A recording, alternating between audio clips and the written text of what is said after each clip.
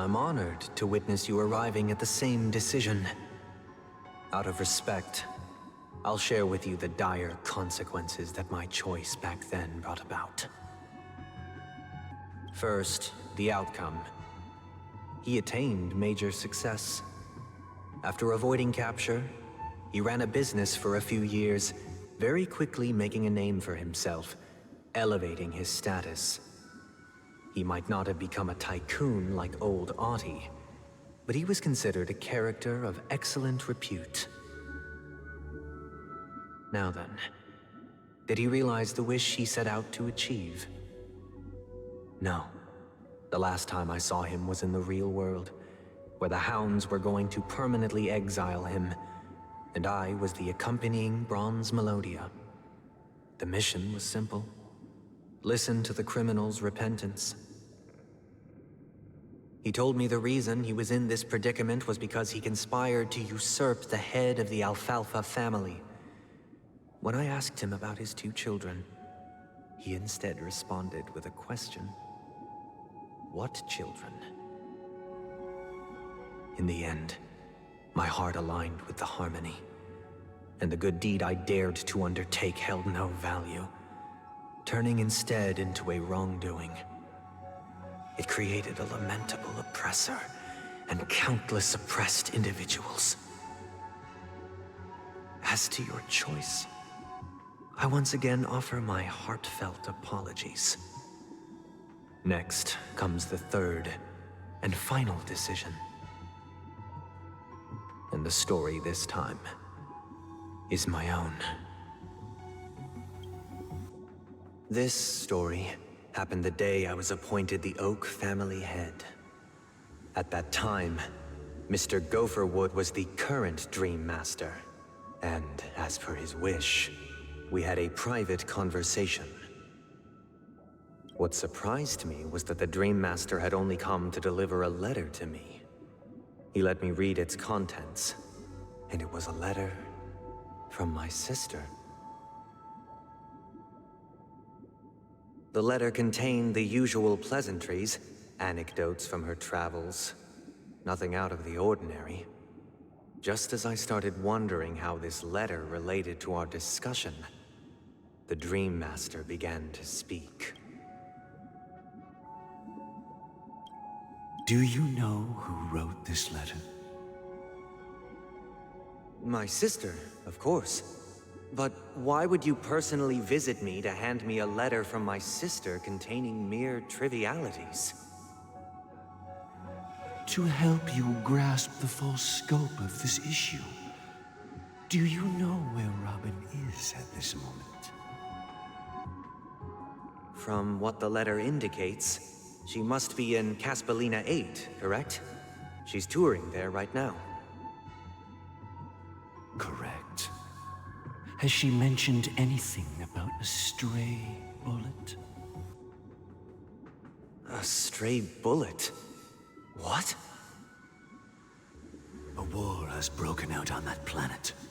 It is because of this very reason that Robin chose this destination. To spread the word of the harmony. And to save the lives of that planet. She personally made for the front lines. She hoped to ease the people's suffering with song, and was willing to brave mortal danger to deliver the IPC's medical supplies. Unfortunately, stray bullets show no such compassion. Is she all right? If the operation was successful, she should probably be recovering in the field hospital. By the eon above, the bullet struck her neck directly, yet possibly as a reward for her consistent deeds of harmony. It didn't hit any vital arteries. Once you've attended to your outstanding tasks, it'd be advisable to write her back as soon as possible. Those damned savages! I'll pack my bags right away. My gratitude for bringing this to my attention, Mr. Gopherwood. Now you understand why she always wears such elaborate neck ornaments, don't you? How could this happen? Miss Robin.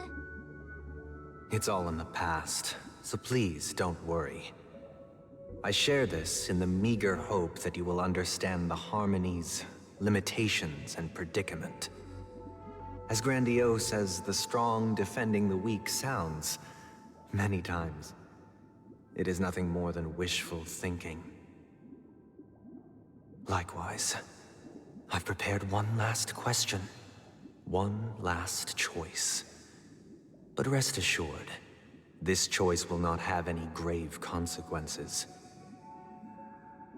Because this is merely a figment of imagination, a nightmare that has haunted me through countless nights. If you ever had the opportunity to make a choice like I did, would you still support Robin's journey on the path of harmony?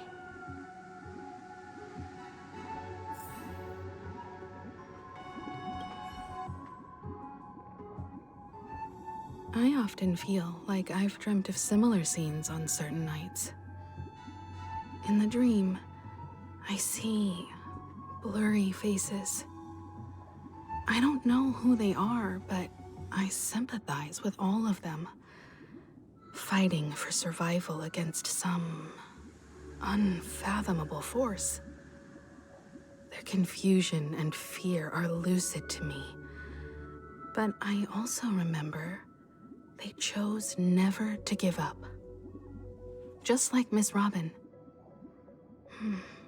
If Mr. Sunday's question leaves you puzzled, you should find the answer from your own experiences. With each trailblaze, dangers and tribulations will surely follow. But would you ever back away? Would you stop March and Don Hung from reaching their next destination? I believe you have an answer of your own in your heart.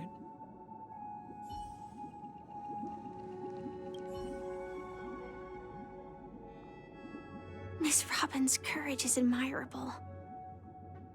And here I was thinking she was just another superstar celebrity. But the fact that she's also Mr. Sunday's younger sister? No, I doubt he'd wish harm on his own flesh and blood, no matter how grand the ambition.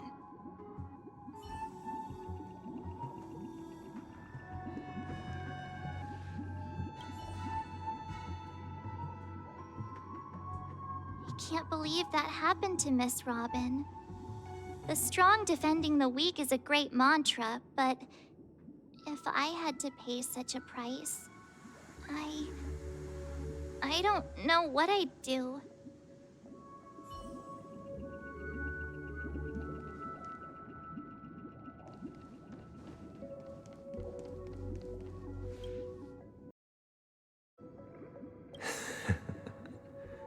I see. I am now aware of everyone's stances. Raising these questions merely serves to illustrate one point. The plight of Penacony cannot be salvaged by the harmony. The true foundation for a sweet dream paradise can only be established through the order where the strong govern the weak. I know the suffering of being tormented, the turmoil of losing your way, how sorrow and even despair set in when matters don't work out. All of this causes me unending pain, because this is not what happiness is at all. We must teach the weak how to live a happy life. And this life isn't some noble propriety that the upper crust preaches, but in definitive terms, a way of survival that belongs to everyone. So what is your definition of living a happy life? Good question. Human consciousness is fundamentally an illusion, a cage known as self-worth. People lured in by this illusion make mistakes, yet still ask that external influences bear the burden. When one mistake after the next permeates the masses, they become impossible to trace. Thus, the amassing of these individual cages culminate to form a prison. A place dictated only by the rule of survival of the fittest. Nature is always accompanied by predation and sacrifice. Its antithesis is known as order. That is what I want to do. Unite people's happiness under the banner of order. They won't need to make bitter choices any longer, nor face the weaknesses of humanity. They can cast aside their primal instincts to build a haven for mankind. Simply describing thoughts is far too abstract, so allow me to provide a simple example. As you all may know, there are societal norms like weekends and long weekends that exist on some worlds. During these hard-earned rest days, people are given the chance to extricate themselves from the stresses of everyday life, allowing a certain tranquility to return to their souls. And it is only on these days that people do not have to adhere to the law where the strong prey on the weak. They can live out their lives happily during these brief intermissions. It's just a pity that 2 or 3 days are still too fleeting compared to the span of a lifetime. From where I stand,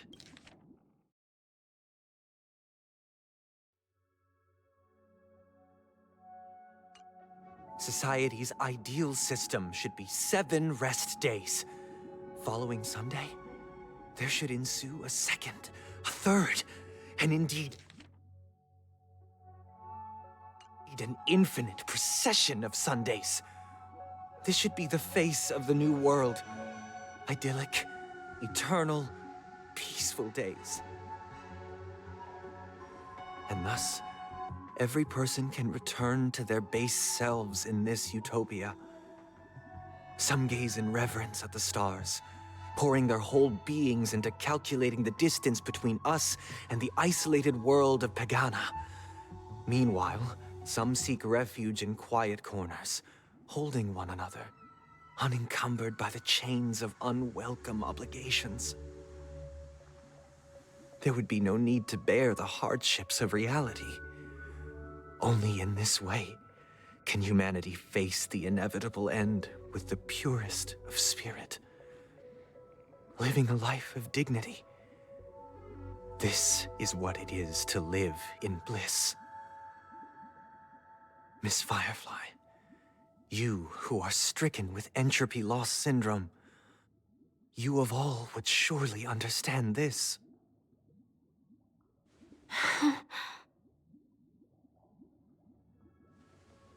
It sounds like a flawless theory.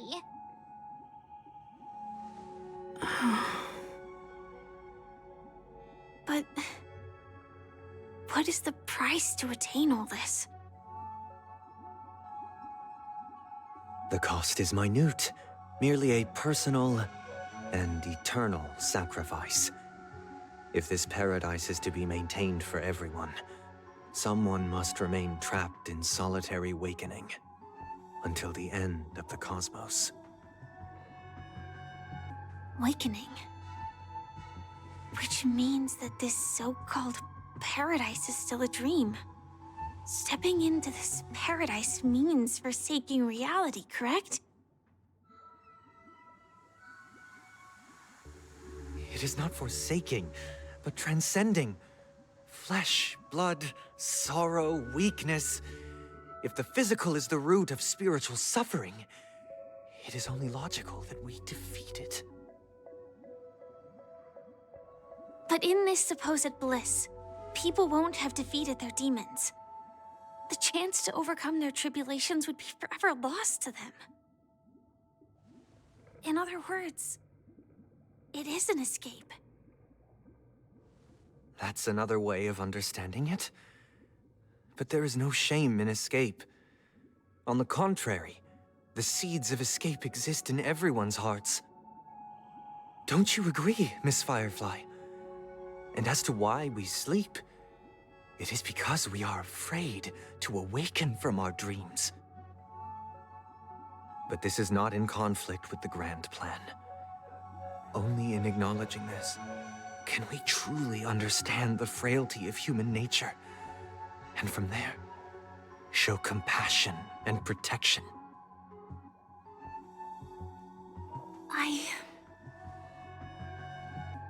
I admit that you are a born leader. Your perspective on humanity brims with pessimism.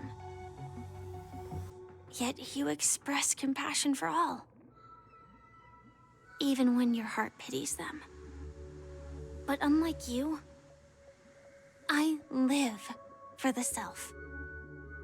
From my perspective, individuals making choices for themselves is their birthright. The want to escape may be innate in the weak.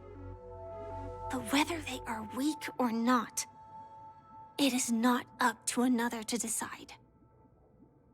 Perhaps in your mind, you also view me as weak?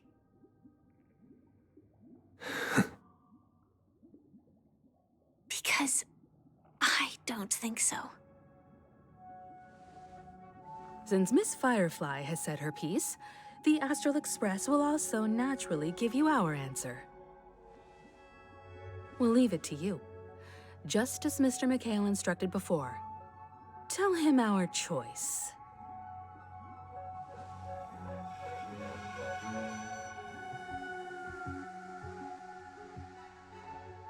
What is this place? Does this place ring any bells, Misha? I don't know, but I feel a sense of deja vu. What is this place?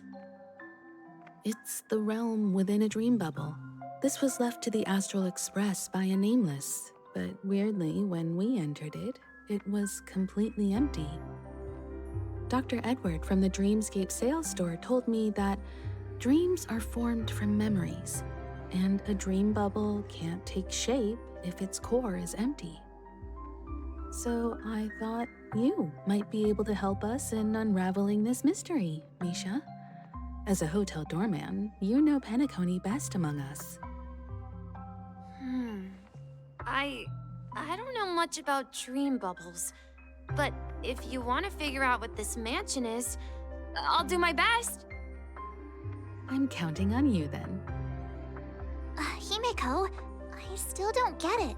Why were you so sure that Misha had a connection with this dream bubble? I wasn't sure. It was just a hunch.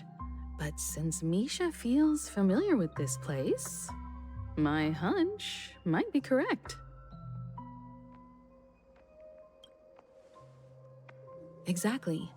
This is where you and Firefly encountered death, which we now know as dormancy. Considering its connection to Dreamflux Reef, it's not surprising it appeared here. The question now is, who brought you here? Based on the clues we have so far, it's unlikely to be that masked fool. So identifying them is crucial to us. We're drawing closer to the truth once more. Let's give Misha some time, as I believe he'll unveil the secret of this dream bubble.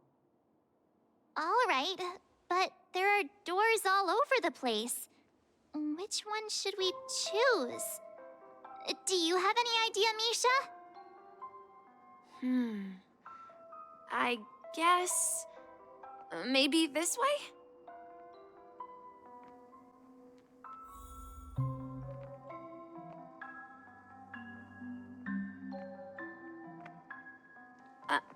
I'm not entirely sure, but...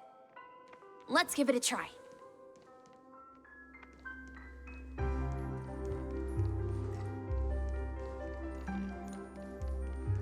Wait, you managed? Weird. This place is quite different from the hotel. But I feel like I've been here before, and even lived here for a while. If I remember correctly, there should be a fireplace down that hallway. Clocky and I used to sit by the fire, listening to the crackling of firewood. And the room on the other side was the toy room. I loved spreading out all the toys from the box on the floor and making up stories for each of them. Hold on. This doesn't make sense. Didn't I grow up in Dreamflux Reef? So, what is this place? This could be a case of amnesia. Don't worry, Misha. It's common for everyone to forget certain aspects of the past. Those memories haven't vanished. They're just lying in the depths of your mind. We can surely get them back.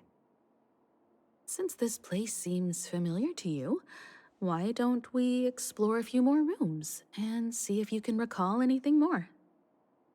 Yeah, then let's check out the rooms I just mentioned.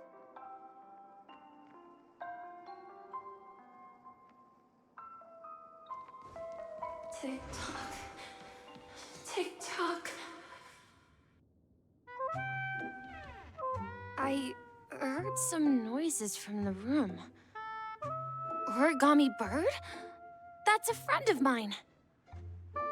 You and Origami Bird are friends? Yeah.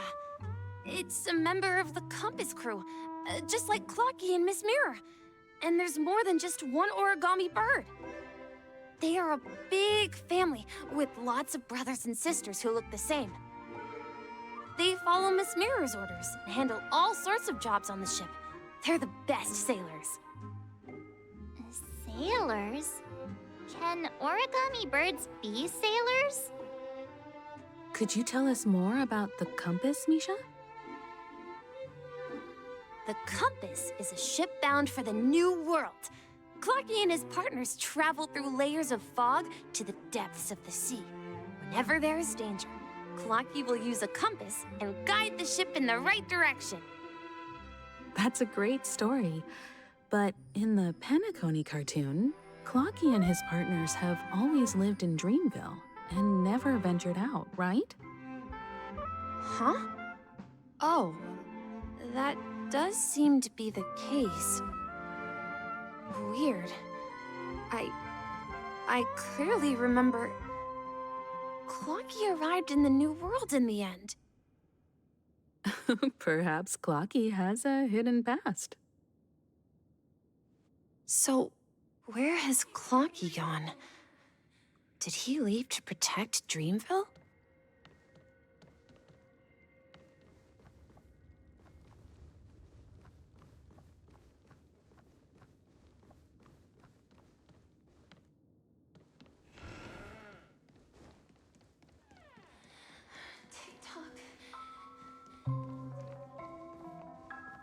Mikhail, that's the name. Now we all know him as the Watchmaker. So, who is he talking to? Do you know anything about it, Misha? I'm sorry. I don't know much about the Watchmaker. But, Mikhail... Anything special about that name? Mikhail is Grandpa's name. Grandpa? Do you mean you're the Watchmaker's grandson? But we haven't heard anything about the Watchmaker having descendants. And the name Mikhail is not rare. Perhaps it's merely a coincidence. Could you tell us more about your grandpa, Mikhail? Yeah, sure. He was a seafarer who fearlessly ventured into mysterious seas and storms. He was always on the sea and had lots of friends who accompanied him on his travels. He didn't want me to call him Grandpa because that would make him sound old. He believed he was still young. The name Mikhail was given to him by his parents, Mihaly and Elise, both renowned seafarers. Every time he came back, he'd share his logbook with me and tell me about his adventures at sea. I want to become a great adventurer, just like him. It appears that the seafarer has nothing to do with the watchmaker. So, perhaps it's just a coincidence? So, where is your grandpa now?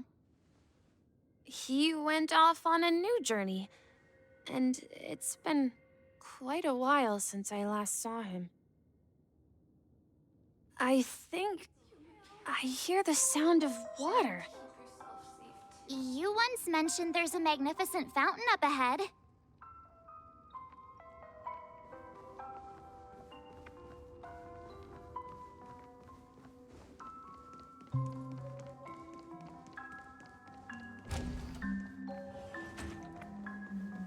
Look, there it is! The water resembles a precious jewel, embedded in the dreams of all seafarers.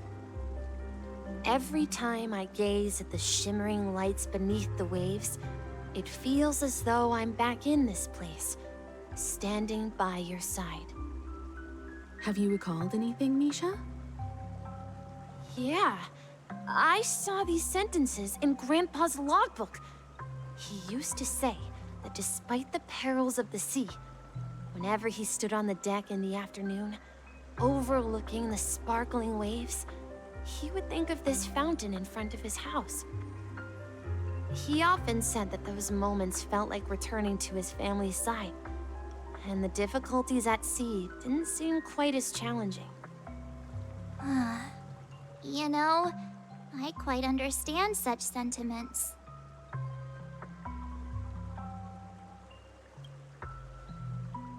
I'm not an elder. I was just being a bit sentimental. Perhaps every adventurer far from home carries a fountain within their soul. Even though the other side of the sea remains shrouded in the unknown, the fountain in front of his house serves as a compass, leading him back to his cherished ones. Yeah, while Grandpa was at home, we would stand by the fountain and place the compass, a toy boat that I made, into the pool. Back then, I would ask him when I could go on adventures like him, and he would always laugh and say I was still too young. It seems this Mikhail is truly a seafarer and has nothing to do with the watchmaker. Yeah, based on Misha's recollections, the scenes in the dream bubble appear to be his childhood memories. But this raises more questions. According to Misha, he was clearly born on an oceanic planet and led an ordinary life, with no connection to Penacony at all. Could this be some sort of metaphor? Perhaps the sea refers to the memory zone. I'm sorry. I don't know, but my memories keep pouring out uncontrollably, like water flowing from a fountain. Perhaps I'll remember more things if we go further.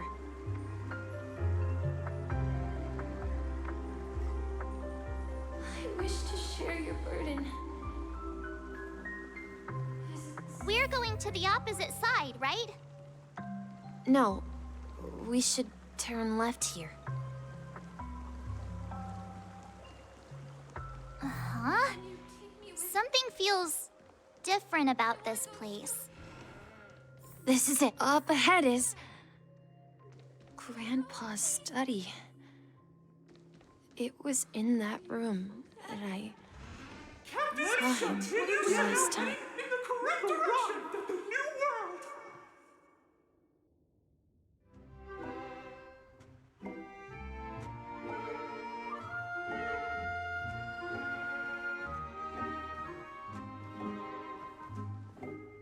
The atmosphere in this room feels totally different. Misha! You finally come! Clocky, you're here! Huh. Yeah. This is the room where we first met each other. Are those books on the bookshelf logbooks left behind by that seafarer? Yeah. Whenever he came back, He placed a logbook on the bookshelf in his room. They contain records of his expeditions to every corner of the world. He described our world as a fountain. At some point, the sea started to gradually swallow up the land where people lived. To ensure that everyone had land to settle on, he had to continue exploring the sea and search for the source of the rising seawater. On that day, he called me to his study, telling me that he was embarking on another journey. However, I could sense the gravity in his expression. It was the same look I had seen on my father's face before his final voyage. I asked him if I could go with him, but he said that my adventure lay elsewhere and told me to stay home and patiently await a certain sound at the door. What sound? He told me about a vast ocean in the sky. An ocean of stars. He spoke of a train that transports children with a desire to venture far away, traversing the sea of stars without ever stopping. He said that he knew the crew on the train, and that he had asked them to take me along. He said the journey I had always dreamed of would start there. A train? Could it be? It's the Astral Express. I remember now. Grandpa's friends are a group of nameless who came to this world to resolve a disaster caused by a star. Then, he gave his pocket watch to me. It was his cherished treasure, appearing in every one of his adventure tales. He explained that difficult times were ahead, but assured me that the watch would guide me. He said, as long as I kept moving forward, I'd eventually reach my desired destination. And then, it was as if I heard the distant sound of a train whistle, echoing throughout the room. Exactly, Misha! And then we followed that whistle, didn't we? Yeah.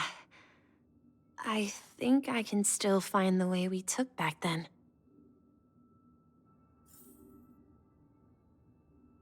This is the dream jigsaw, right? So we're supposed to find the exit.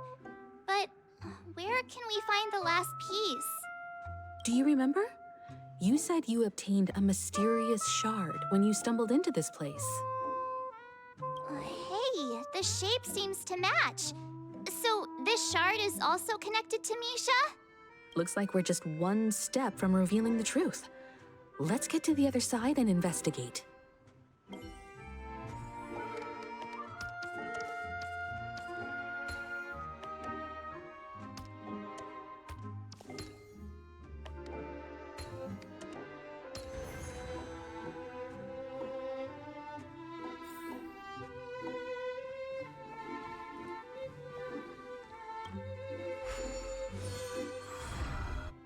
This is it. This is my room of clocks. While I spent my time waiting for Grandpa to return from his voyage, Walter gave me this workshop, and it became my secret base. Here, I learned how to repair clockwork and gears out of my fondness of precision mechanics.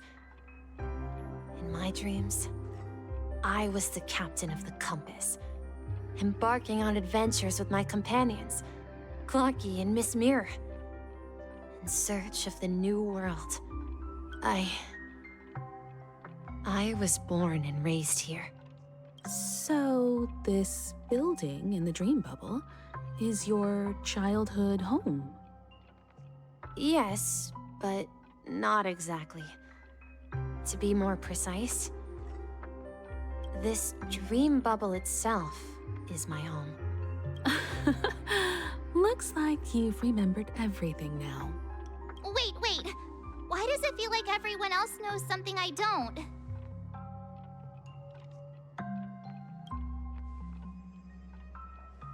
March, do you remember when she mentioned a clocky that only she could see?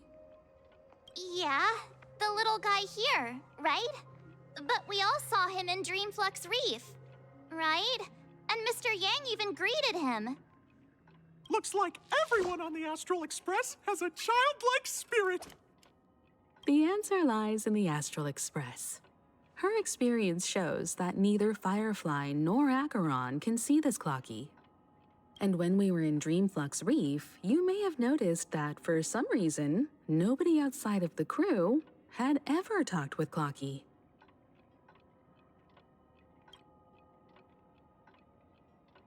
A mimetic life that can only be seen by a select few?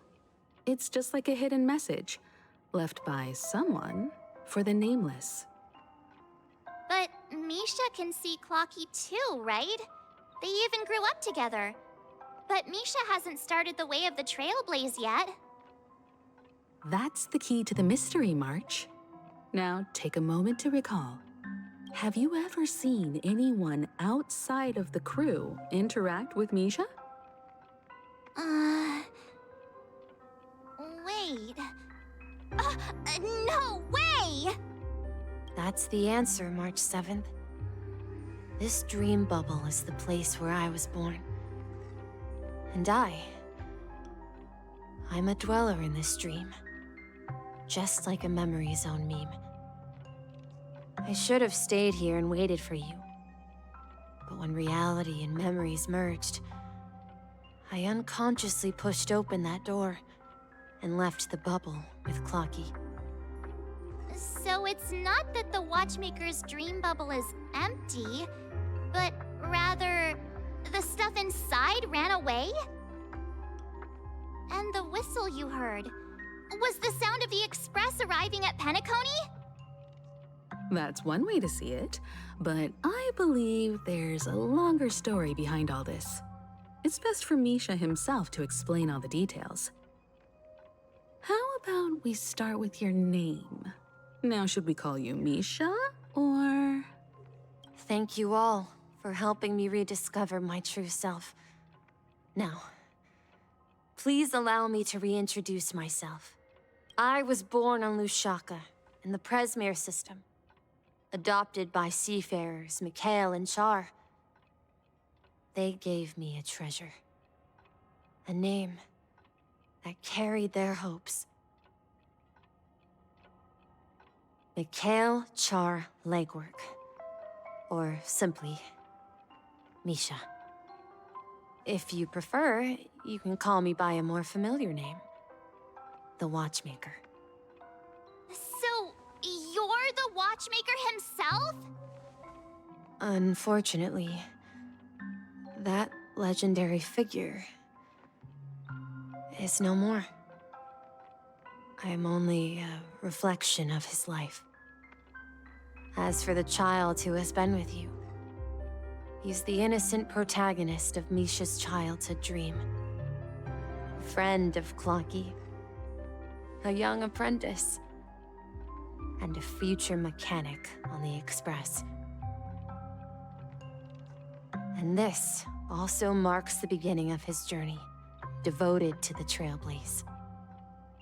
At the end of the journey, I left this little flame, which I so cherished, in my deepest dreams, hoping to pass it on to the nameless of future generations. However, he somehow left the dream bubble and forgot all about his task. I apologize for all the confusion this caused. Because he was born with a desire to trailblaze, wasn't he? I don't think Misha has forgotten his role as a guide. He remembered it, and that's why he mistakenly appeared as a hotel doorman in her dream from the very beginning. The one who brought our unconscious friend here must have been Misha. If that's the case, we encountered the Watchmaker's legacy from the beginning, didn't we? Well, I have a sarcastic friend who says I always take big detours and end up back where I started.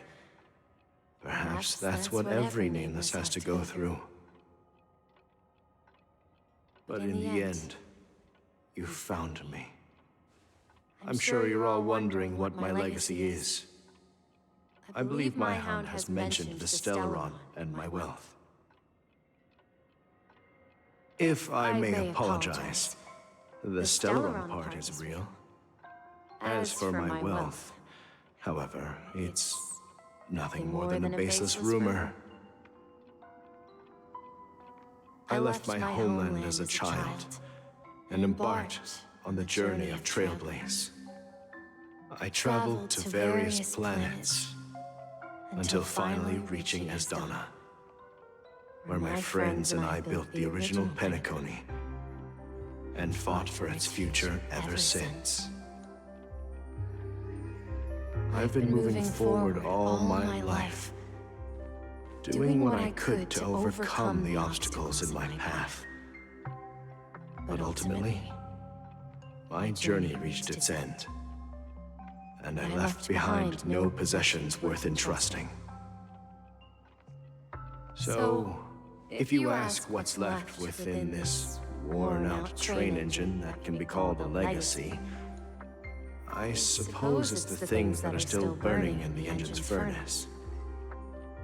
Now that you're well aware of the current situation of Penacony, I certainly hope that you'll help me get this world back on track. But I'll leave that decision to you, for the path of Trailblaze is never paved by others. All I have for you is a story and two gifts. I want to give you my pocket watch. It has accompanied me throughout my long journey, guiding that naive child forward, and has been blessed with the presence of so many great people up to this day. And my hat, too. The one who navigated for me placed it on my head and planted a fanciful thought in my mind. The trailblazing expedition will never end. Now, it's time for you to make your choice. Once you've made up your mind, open that door and enter the long dream of an old man. I'll be waiting for you at the end of this corridor of time. All right, everyone, let's make a decision. Although I don't think anyone will have any objections.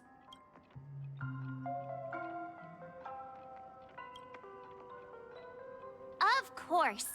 We've come this far. Surely there's no other option than moving forward. In that case, it's unanimous. Then let's proceed together to the end of this stream and tell Mikhail our decision.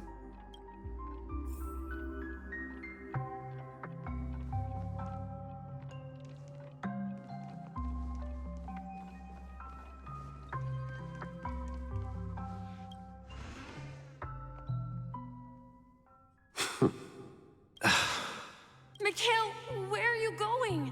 Someone has to step up and save Lushaka. So why can't it be me, Misha? Please don't go. And if you must, please take me with you. Don't leave me alone. Even without me, you know how to proceed forward, brave Captain Misha. The compass is waiting for you. Haven't you always wanted to be a better adventurer than me? Now go, board that train and start your journey. Where are you going, Mikhail? I'm going to clean the floor in the parlor car. I've promised the conductor. Wait, first tell me, did you fix this watch? Yeah? I know what it looked like before. Its chain was broken, the back case torn, and the marks on the dial all worn out. How did you manage to fix it? Well, it's hard to explain, but I knew it could be fixed. It's the hands, Mr. Amundsen. Its hands were intact and pointing in the right direction, so I knew there would be a way to fix the rest. I see. You'll work with me from now on. Haven't you always wanted to tinker with this train? You're its mechanic now. As for the conductor, I'll do the talking. But I only know how to fix watches. Don't worry. You've got what it takes. I'll teach you what you need to know. Where are you going, legwork? It's time to head to our next stop. I'm staying in Astana with Rosalina and Tiernan. I see. This place reminds you of home. The people of Astana have only achieved a tiny victory, and still have a long way to go towards true freedom. Hanunu needs us. Don't worry, not all journeys lead to the stars. Even if I leave the Express, our path of Trailblaze will continue. Yeah. I knew you wouldn't stay on the Express forever. Leave in peace, my friend. And, take this with you. This is Mr. Amundsen's hat. But why? When he departed, he said he would leave it to his best student. Well, I suppose the time has come. Farewell, legwork. Take care of Tiernan and Rosalina. And don't forget to write to us. Where are you going, Watchmaker? Don't worry, Micah. Just going on a little trip. Someone has to be at the forefront of the interstellar frontier, and I'm the only former Nameless in Penacony. So why can't it be me? Because you're all we have! Have you forgotten about Tiernan? The cosmos is way more dangerous now. What will happen to Penacony if we lose you too? But what will happen to Penacony if we don't find a way out? Tiernan. How could I ever forget him? I've spent countless sleepless nights asking myself why I didn't go with him back then. We Nameless won't stop. Don't worry, Micah. It's just a matter of getting back to my old profession. Just wait for me to come back. If I don't come back in one piece, then you'll become the next Watchmaker. Where are you going, old man?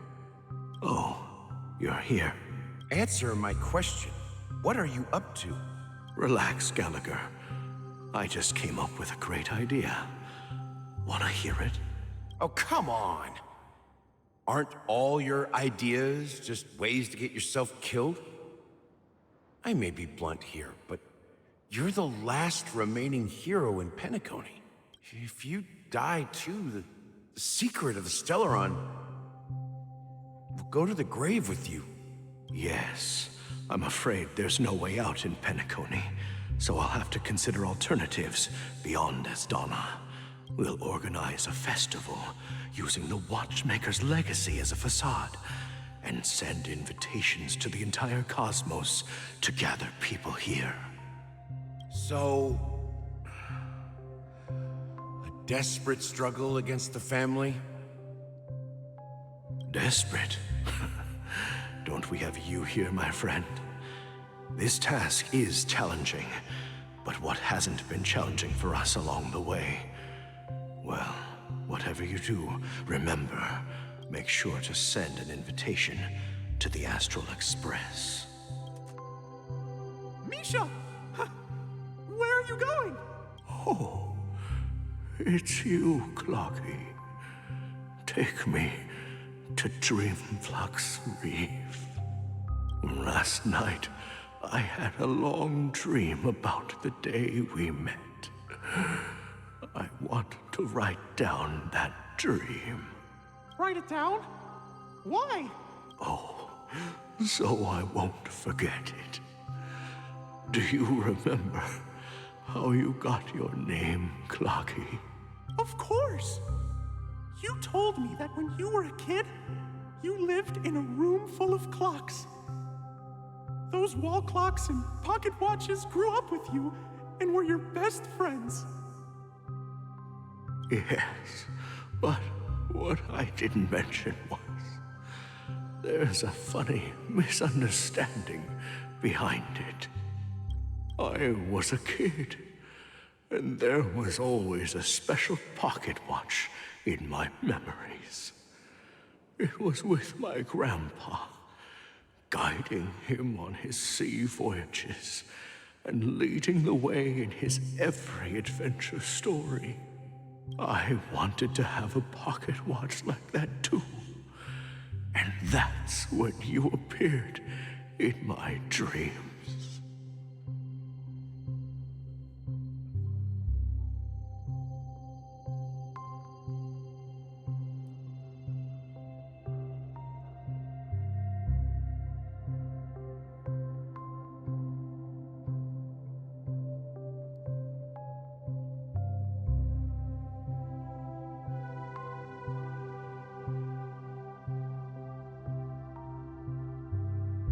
Yeah.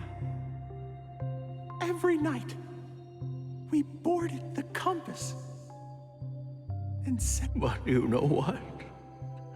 It wasn't until the day my grandpa gave it to me that I realized it wasn't a pocket watch at all. It was a compass. So, your name should have been Compassy. And the watchmaker is just a nameless. We've arrived at Dreamflux Reef. So, where to next? You know, Clocky, I don't think I'll be going anywhere else.